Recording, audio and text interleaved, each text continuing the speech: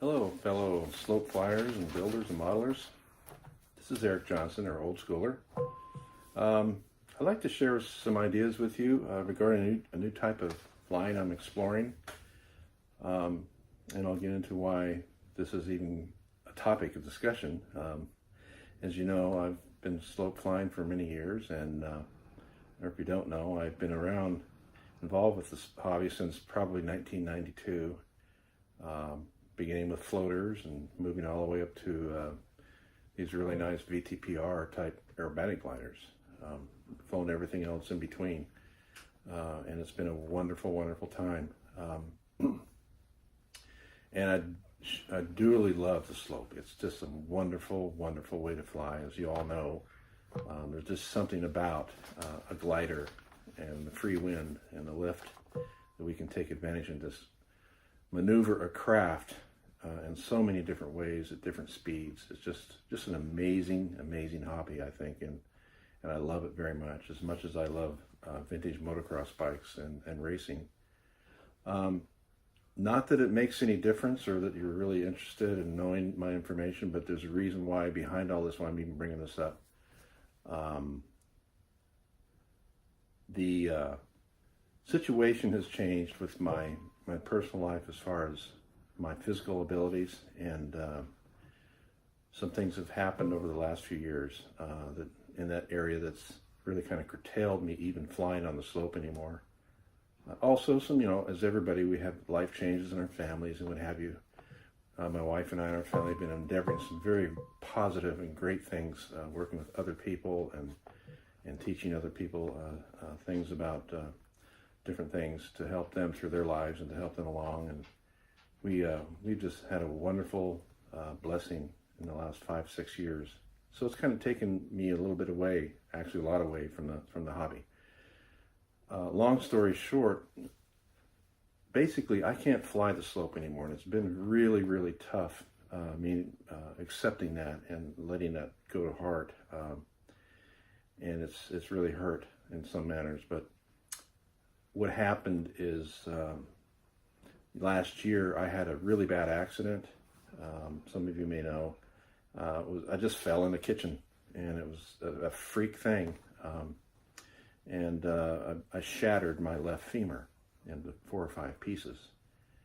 So I went into surgery. They did the surgery, and coming out of surgery, the doctor said, "Hey, Eric, everything went well. We put a nice 14-inch plate in your leg.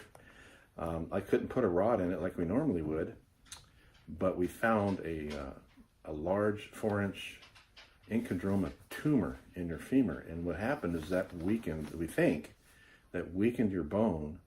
And when you hit the ground, it broke, because that's really odd, because your femur is the strongest bone in your body, and a fall like that shouldn't have done that." So they sent it to pathology, to Senior Sinai, and about a week later, while I'm still in the hospital recovering, they finally said that it was not cancer, because were concerned about it, and nobody really knew what was going on with it.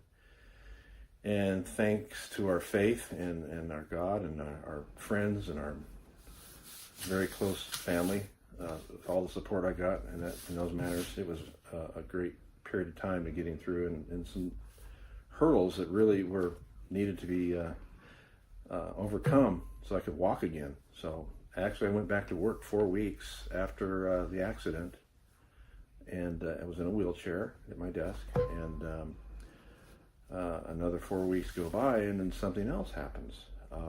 I had this massive pain in my back and in my side, on the right-hand side. So I went home, and I suffered all night, couldn't even sleep. I could barely even breathe. It got worse and worse and worse within 24 hours. Finally, my wife said, "Get your butt to the emergency." And so we went there.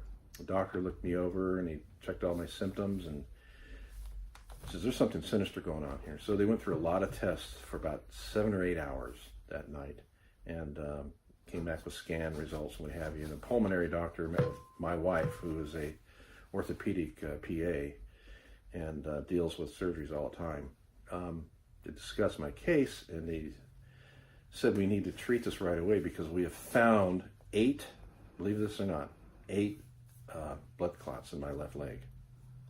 and they found a large pulmonary embolism in the top of my lungs, which was about ready to go into my heart. So they had to act fast. So they threw me in the ICU, and I think it was the following day, I don't remember, it was kind of crazy. They gave me this wonderful drug called TPC, and it literally turns your blood into water, consistency of water, and it's very dangerous. So they had to monitor me every 5 to 10 minutes. I don't remember how many blood tests they took during that 1.5 hour, but so that fortunately worked. I was on death's door, basically. If that didn't work, then that was it. You would have never heard from me again, and it would have been a bad thing for my family and whatever. But long story short, as a result of all that therapy the last year with my leg and things, the pulmonary thing is gone. It's good. My lungs are fine. The leg, though, and my hip, my right hip, has some chronic pains and situations right now from that still persist. And as a result, I can't climb the hill anymore. I can't go to Glider Point or Temple Hill or all my favorite places to fly because I can't climb them. I can't get up there. So this last summer, it really had me thinking about how am I going to start flying again, because I love it so much. And so I'm watching videos and stuff, and I'm looking at a lot of different planes and ideas and thinking, I don't see anything out there that I can really do. I don't want to fly F5J or anything like that. I don't want to just float around the sky.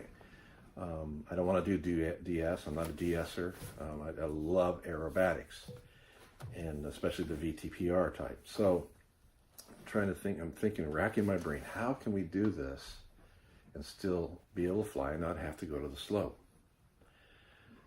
So I saw this video of a gentleman flying an F5J Explorer, a big 4-meter lightweight. I think it's a 6.5-ounce wing loading plane. Beautiful, very expensive plane. And he did some semi-aerobatics and climbed out, came back through, did some inverted stuff and this, that, and the other, and high speed and stuff. And then he started flying kind of low in these circles in front of him and in the upright position. And he'd come through inverted maybe 5 or 6 feet off the ground and kind of go around, and really beautiful flying. And I'm thinking, that looks pretty curious. And I'm thinking to myself, I wonder why he's such a great pilot. He's not going the next step that we like in VTPR, getting low and doing inverted snaps and stuff, and rolling low and slow and touching the ground and touching the tip with the tail or the wing. It's not happening. And then about a month later, I found another video that he did. I think it was the same plane, maybe a little lighter, and he was doing some circles in front of him, a real slow flight, and he actually touched the wingtip to the ground. And not that that's a really great thing, but I thought, that's it. There must be a way to build a glider to where we can fly in the park and do VTPR. There must be a possibility of that.